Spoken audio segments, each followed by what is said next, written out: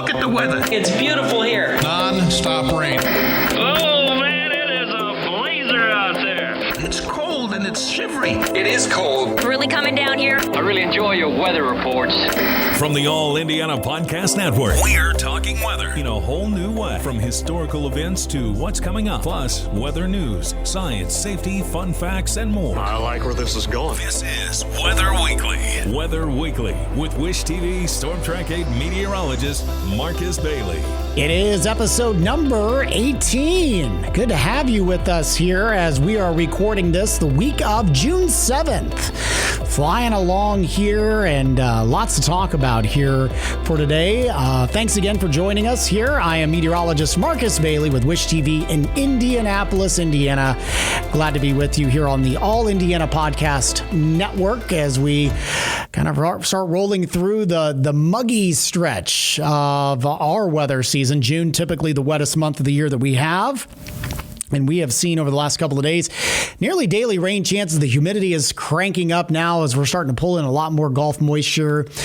And here we go. We got mid-80s over the next several days. We'll talk more about the forecast at the end of this podcast. But it looks like the heat streak is going to be here to stay for a little while. Got a good one coming up here. One of my colleagues, Stephanie Mead, will be joining us and talking about her journey as becoming a meteorologist here at Wish TV and what got her interested into the game and all that fun stuff. We'll joke around a little bit as well. Love having Stephanie. She's a coworker of mine. We split the daybreak shift Monday through Friday, and she's a lot of fun to just work with and hang out with, and honored to be a coworker and a friend of hers. We'll talk to her in just a bit.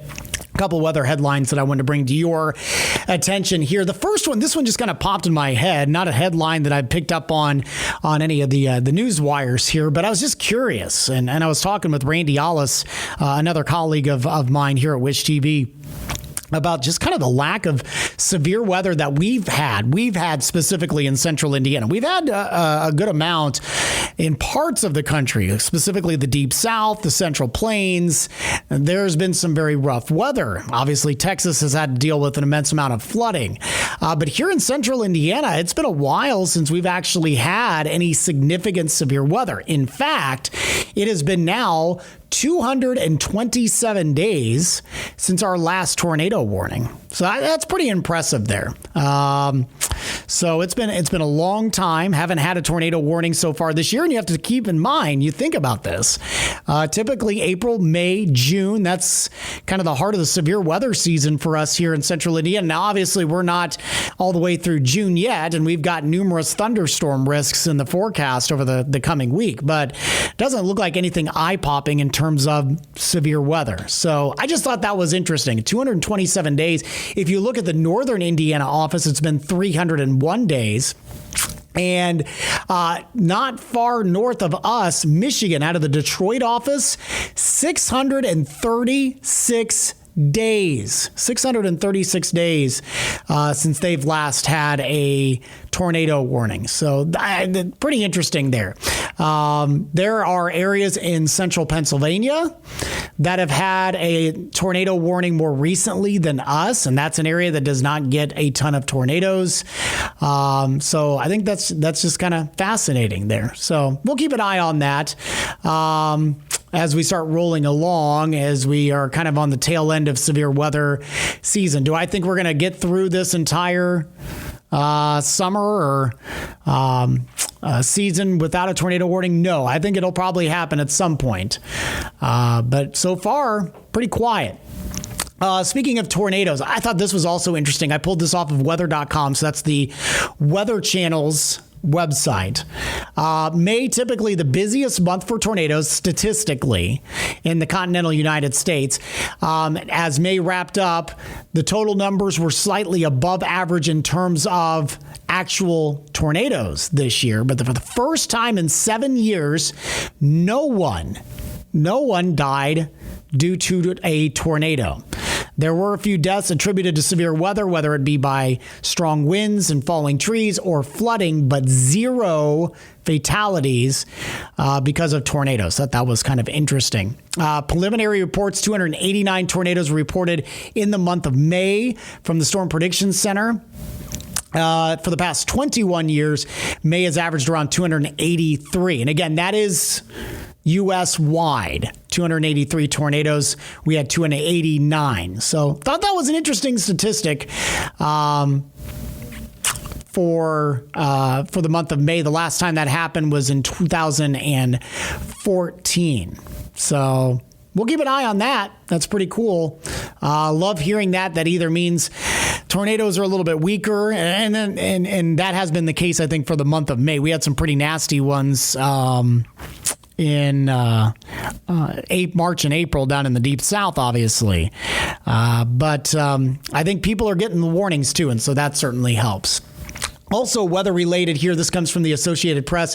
2 wildfires fueled by dry weather are spreading in south-central Arizona. This article came out Tuesday morning as we're recording this, the 8th of June. Hundreds of firefighters battling the blazes, and thousands of structures are threatened. None so far have been damaged. No deaths or injuries have been reported. That's the good news. But you have to keep in mind, they are under an extreme drought right now for much of the western part of the country. Just extremely, extremely dry.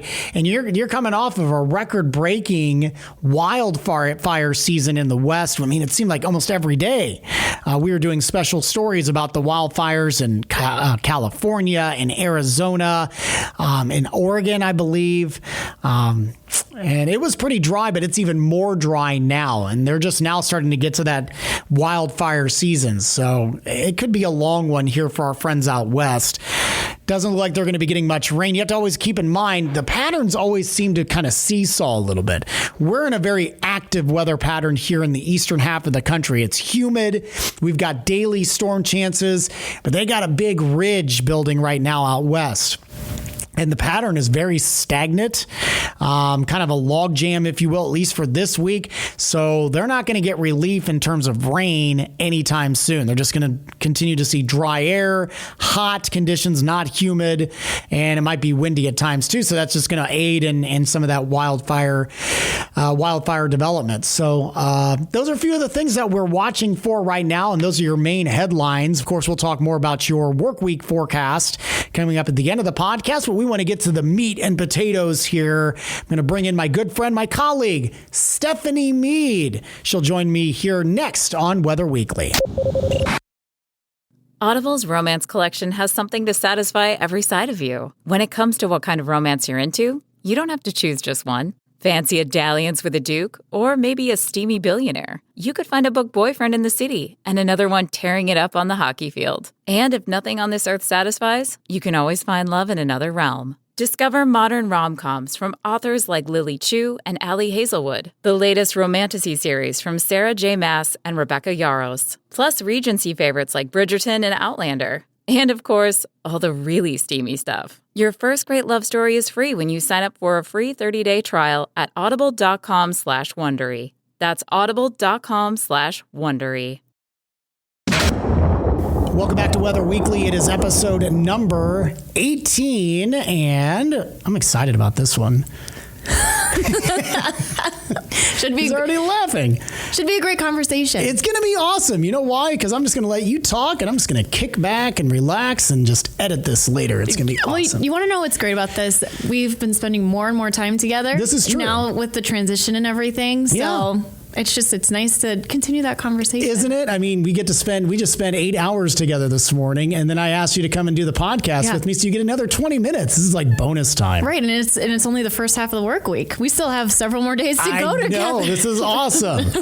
My guest today, Stephanie Mead, is here. Yay. Yay. I need like the crowd sound effects. I got to get the audio guy back. Yeah, let's get those people upstairs to give me some fun sound effects here. But anyway, How you doing, Steph? I'm doing great, Marcus. Awesome. So I've already talked to, I've talked to Ashley. I've talked to Tara on the weather team. Haven't talked to Randy yet because I don't want to be here for 3 hours. I was about to say, are you saving the best for last? I feel like. Well, here's the thing. I mean, with Randy Ellis, when you've worked for 500 years at one station, you probably have to do like a month-long series on it, right? You can't do it in one episode. I mean, you could do every stop in his repertoire. You could start with where he started, and then I've only worked with him for 4 years, right? And he's told me tons of stories just from where he's been. Right. We actually grew up in pretty close to the same area. Yeah, you did. And we went to the same college. So we have actually a lot of places in common, which is kind of crazy and weird at the same time. But yeah, he's got a lot of good stories. Oh, he's got a lot of good stories. You just got to find the time to put it in a podcast. Well, I was about to say, when you worked with him, or when we worked with him for like 8 hours a day. Yeah.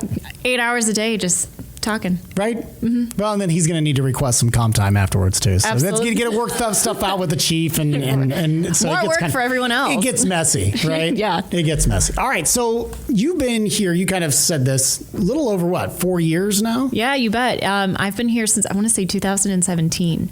Wow. Yeah, so it was actually, ironically, right before those big tornadoes that happened up in Kokomo. Oh, Yeah. Oh, that story. That's a story for another day. You bet. I mean, I've heard that one a lot from you guys and from... Well, we were shorthanded. Mm-hmm. Even when you came in, we were still shorthanded, but it was, that was a long day. But, wow, it's been that long. Yeah. I didn't think about that. Yeah, I mean, this is actually the longest I've ever been at a station. Is it really? So it has, yeah. So I just signed my 3rd contract here with Shivi. Wow. So yeah, so at the end of this will be my 6th year.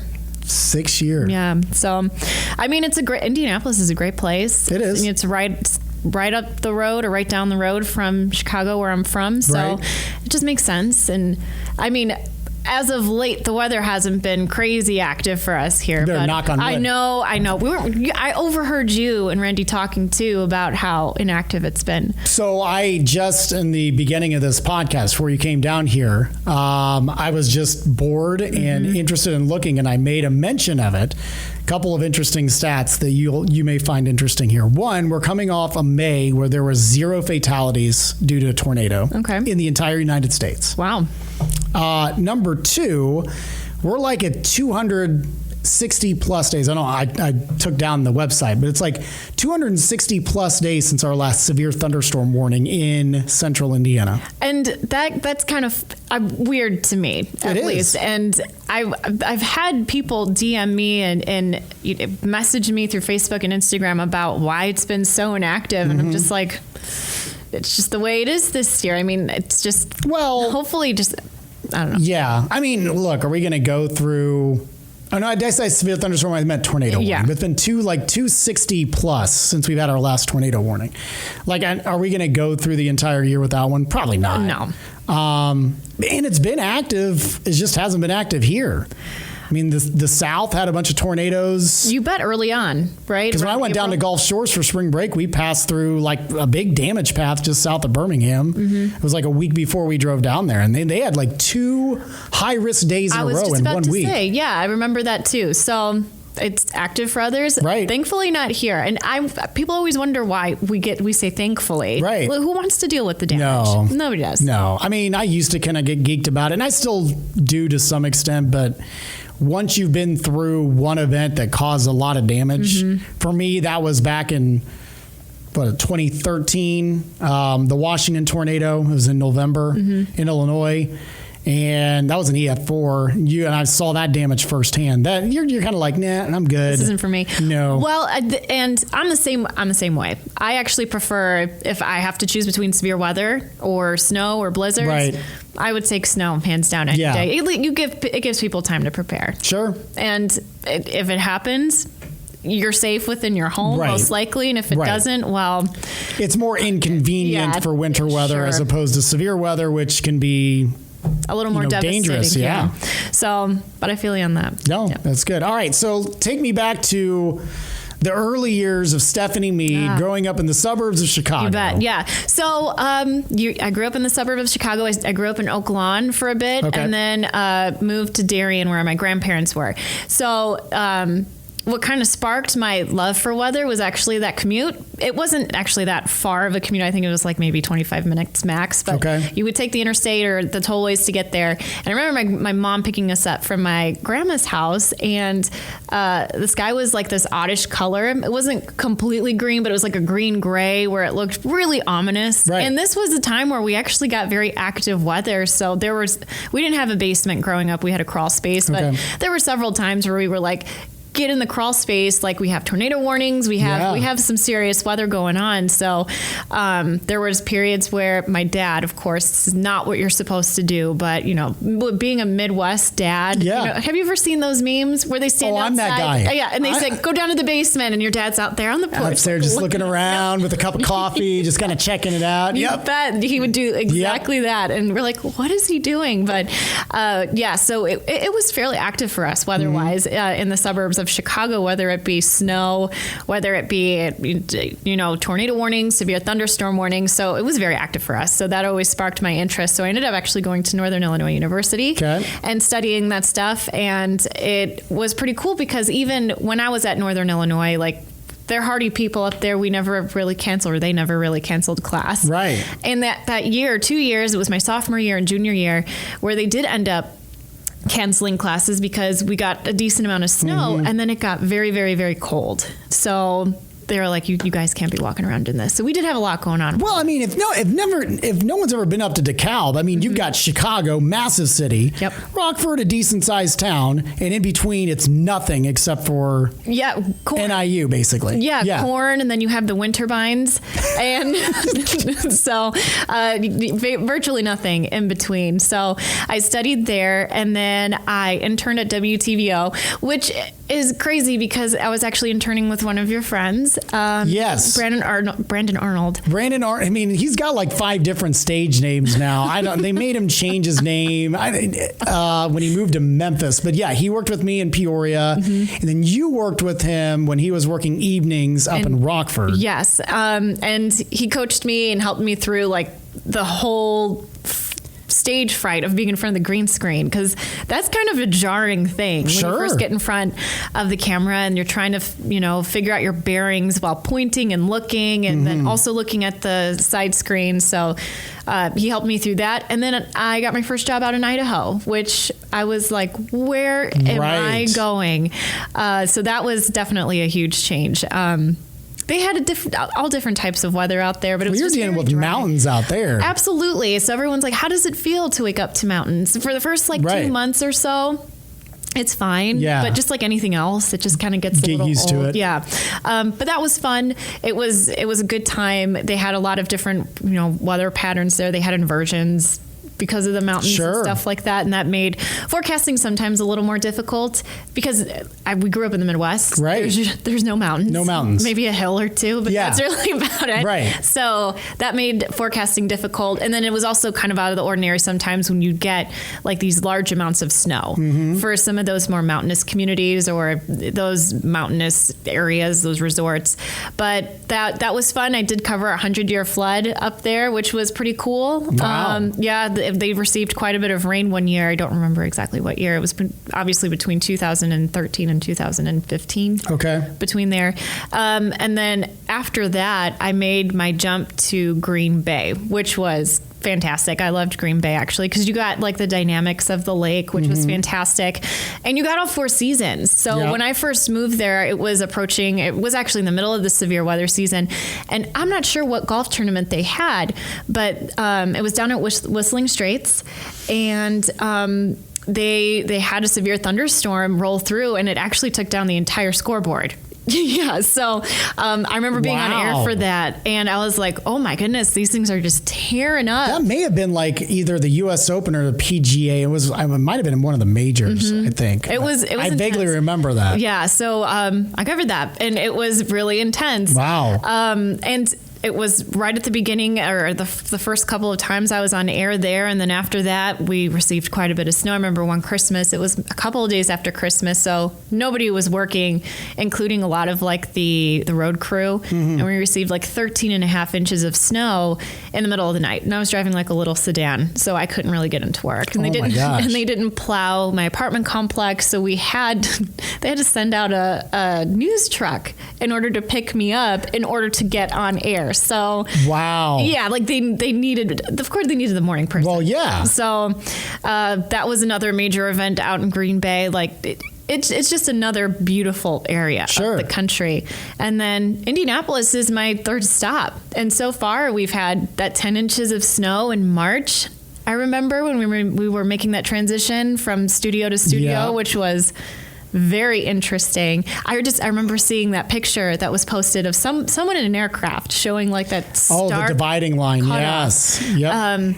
And a few thunderstorm events and maybe 1 or 2 tornado events, but nothing really too scary, significant, which is great. But we had the big snow this year. That too. So, I mean, it's been interesting for sure.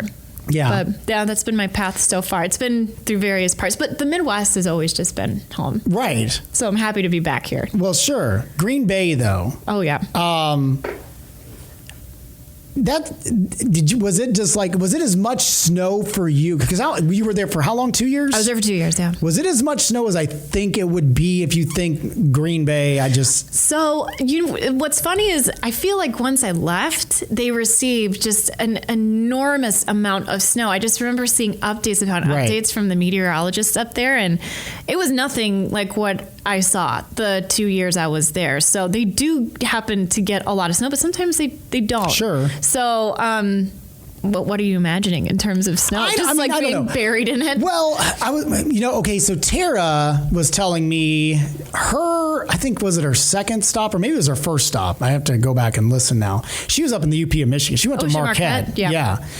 And she just, it was like epic amounts of snow. I can't even remember now, but it was like 80 some inches or more than that or something. It was ridiculous. Well, on average, I think they're in the 50s. Right. Green Bay is. So the years that I was there, they seemed to be near normal. It wasn't anything that stood out in my mind to be too astronomically high. And I feel like a lot of the snow events we did get were very similar to here, where there would be 2 to 3 inches, something you'd forget. And then over the winter season, it would just accumulate like that.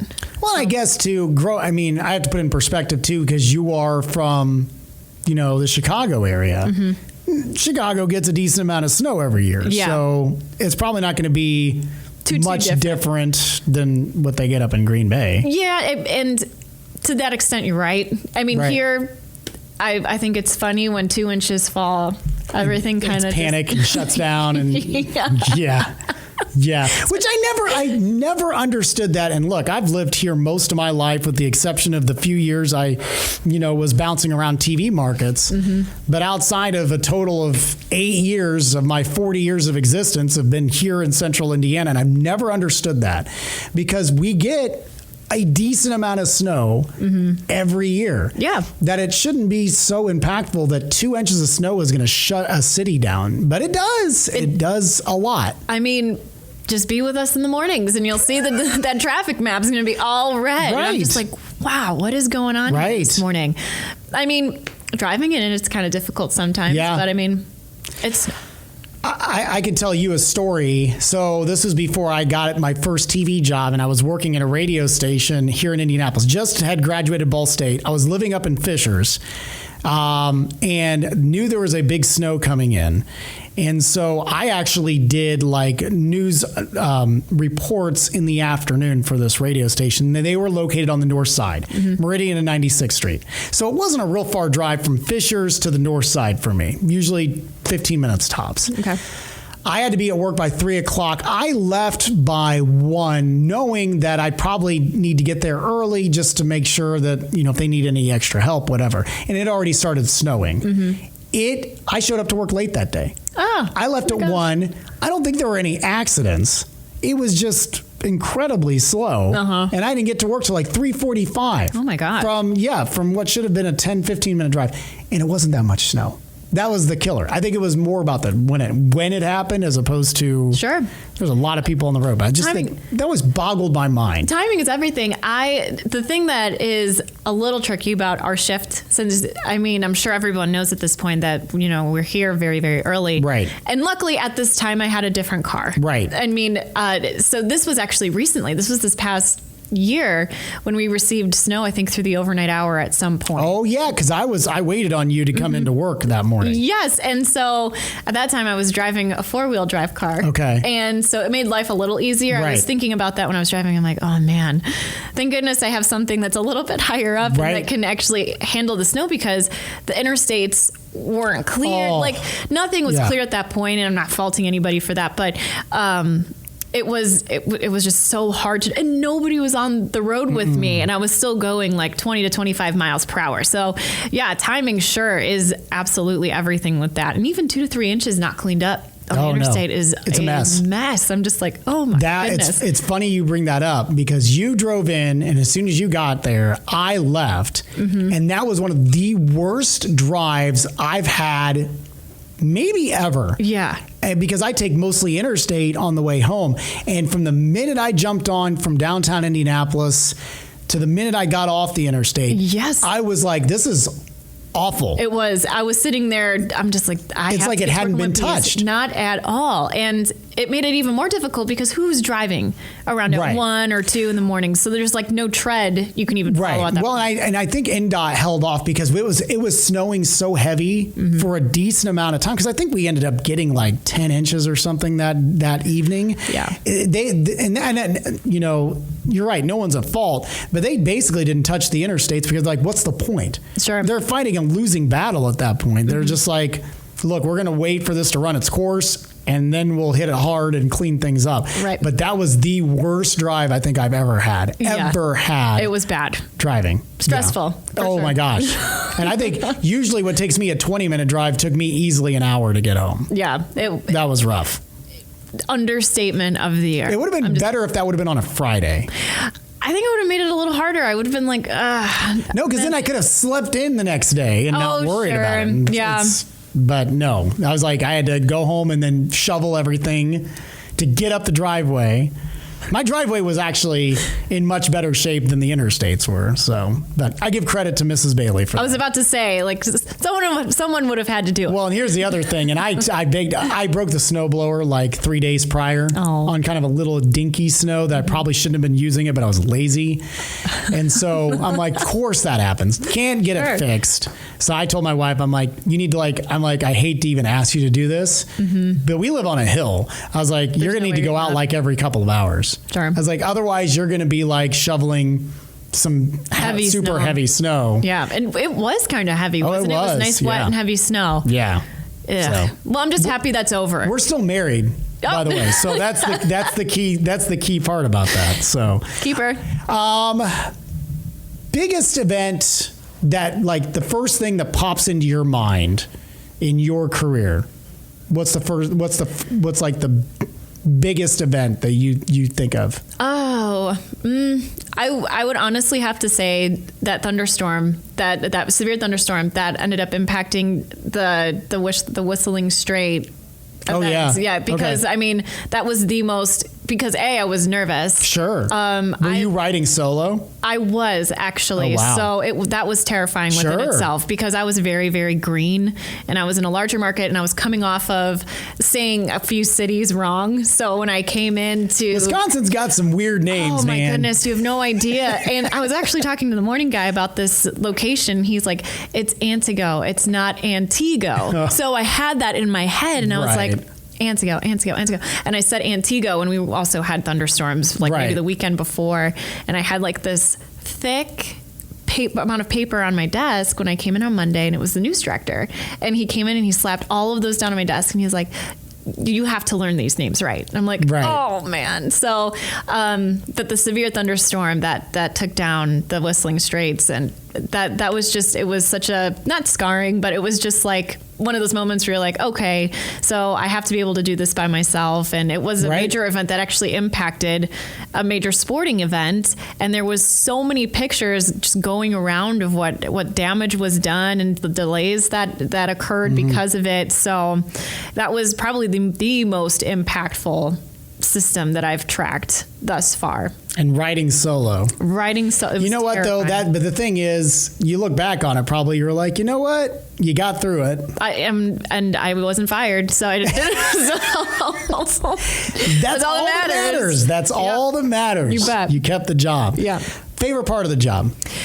I would have to say interacting with you and the anchors in the morning. Well, I mean, I wasn't going to say outside of working with me. I was just about to say. I think it's just being able to come into work every day and have something different to talk about. So even though this week, might be the same mundane thing, you're going into a weather situation that is going to impact, I think, a lot of people's mornings and a lot of people's afternoons. We have a lot going on here in central Indiana and pretty much the entire state all the time. So when we're giving the forecast, it's not just impacting what you're wearing out the door. It's what plans you have later on tonight or what people have planned for the weekend. So that's probably my most favorite part is just having, this might sound egotistical, but just giving news to the people who might need it for, plans later on tonight or through the rest of the week. That's your job. That's what you're getting paid for. Well, you're providing a service. Absolutely. Stephanie. So, I mean, the comedy is just,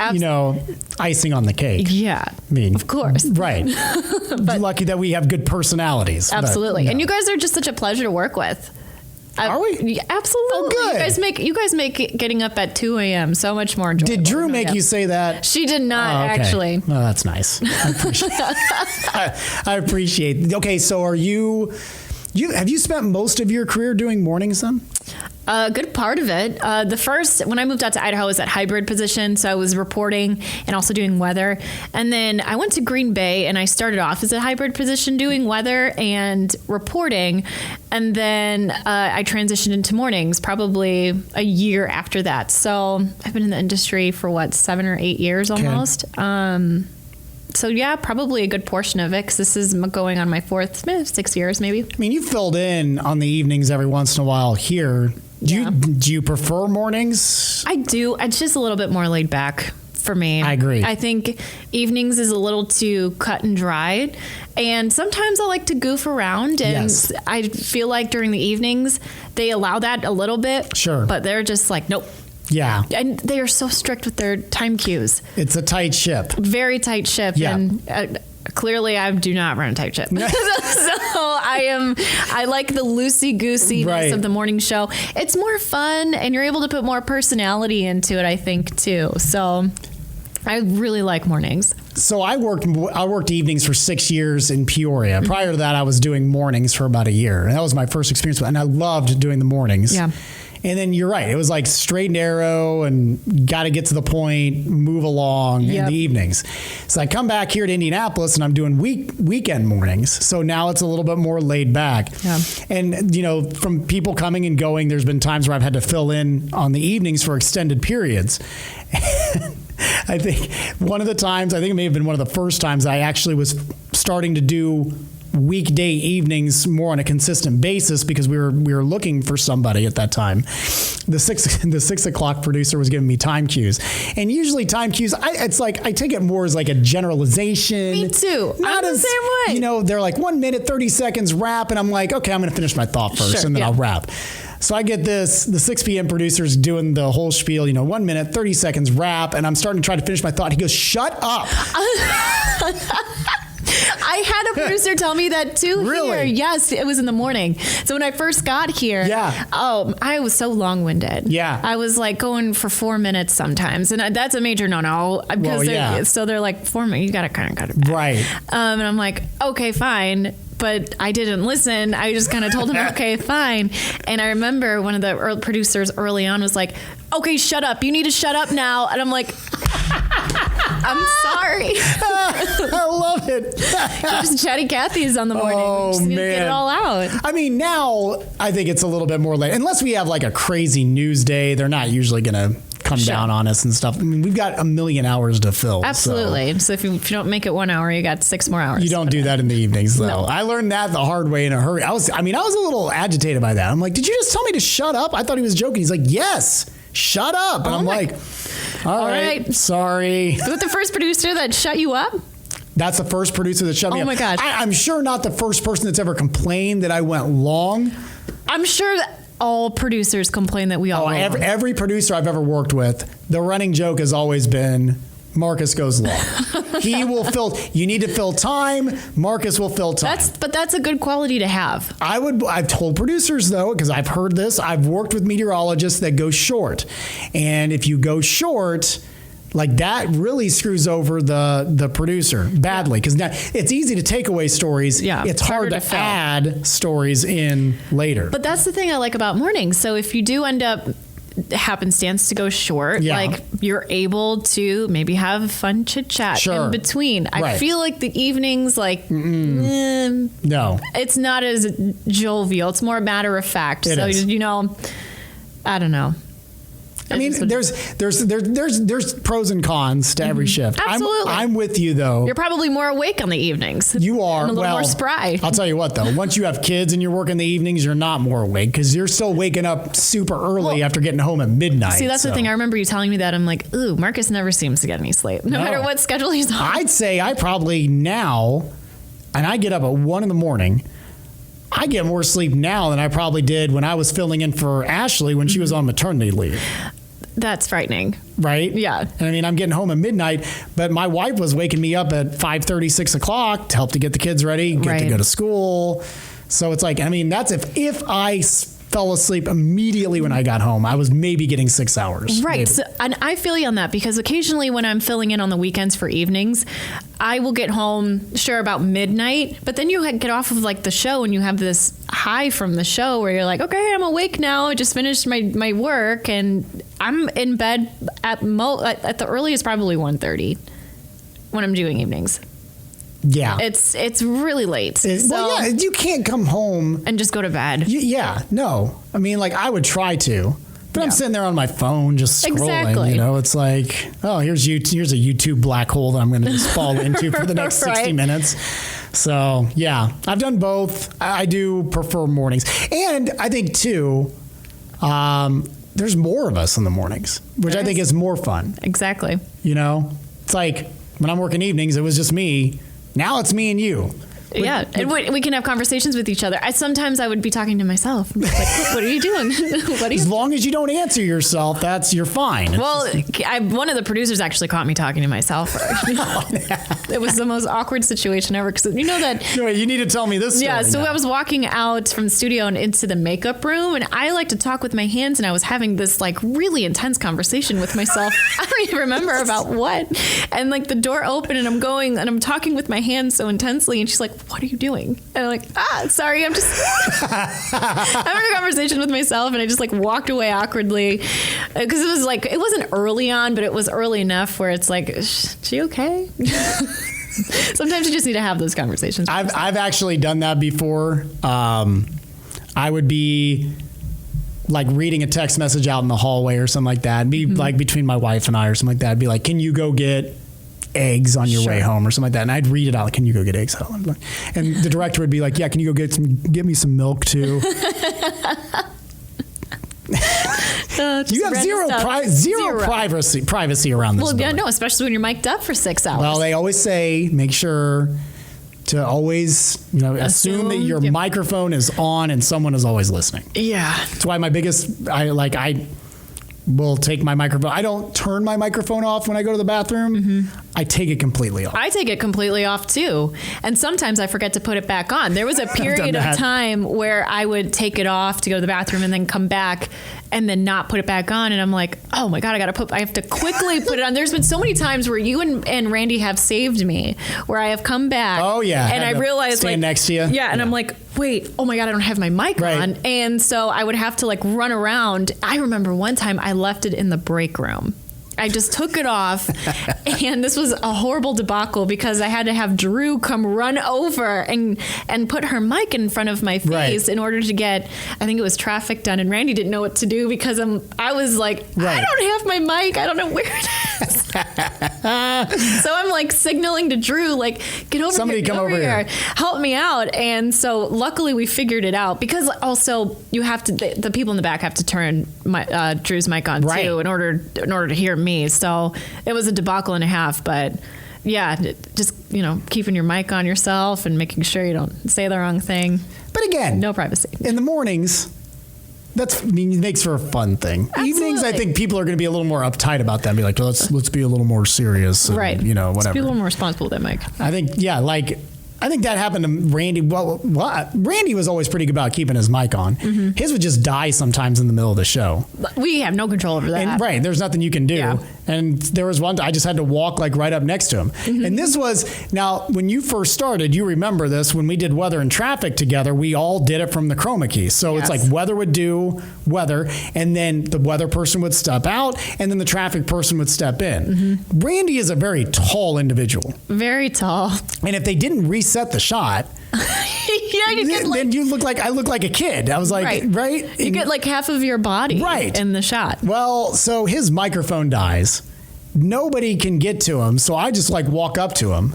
And so literally I'm just standing next to him while he's finishing the forecast. And I'm just holding up this mic to this 6'5" man, and I'm 5'8". So it's like above my head. And I just look like a little kid trying to get him mic'd up. And of course, Scott Sander, he's like, there you go, Rand, talking to the Marcus. Talking to the Marcus. Well, see, that's the best part about working mornings. You can make little jokes about that. Well, yeah. And then, of course, they had everybody's microphone open because they were just hoping that anybody could hear him. Yes. At that point. And then I just walked over there and just let him finish his forecast. So he's, Randy, he's walking all back and forth along the crump. So I've got to follow him, too. I would have been like, Randy, you have to come off screen right now, and you're just going to talk into this mic. Nope, we just stayed on screen the entire time. Oh, my gosh. And then, so how do you not act awkward? At that point, I just had given up. I'm like... What did you do? Did you just stare into the camera? Yeah, I just kind of stared. I looked away from the camera and just kind of down while he was talking, and everybody else thought it was really funny.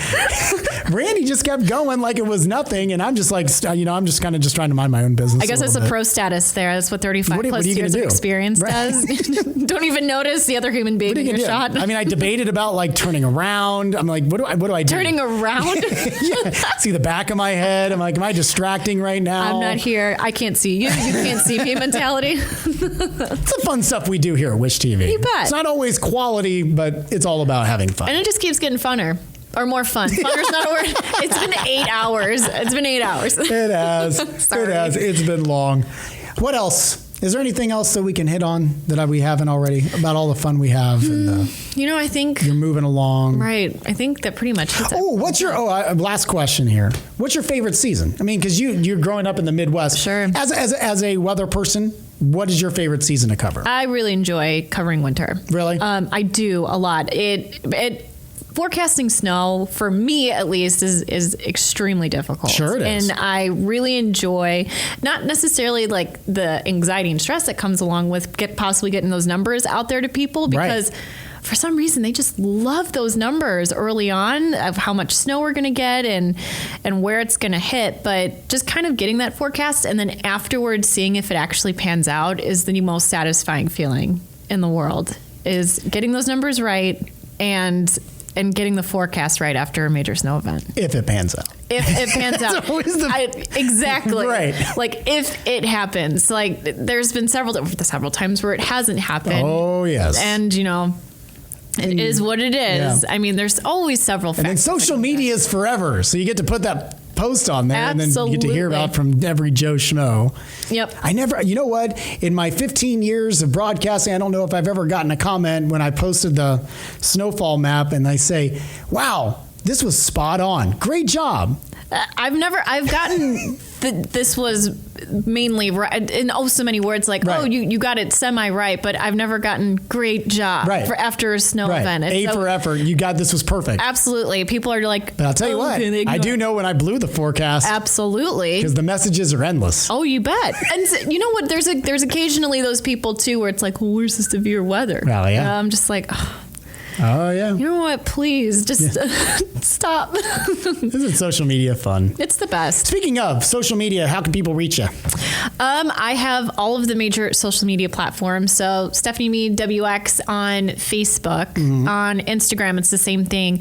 On Twitter, it's just Steph Mead WX. You'll get a lot of pictures of Steph with her doggo. Yeah, Honey. Perfect dog. Yep. She's the most perfect. German Shepherd. She is. She's a little older, so she's a little older missus, but still kicking it. If you like weather and you like doggo pictures, follow Stephanie on Instagram. Absolutely. All right. Marcus, this was a pleasure. Thank you for coming. Not a problem. You're the best. This was fun. Check us out in the morning, too. We're fun. Yeah. I promise. We're actually more fun than this, too. Absolutely. For 8 hours. 8 solid hours.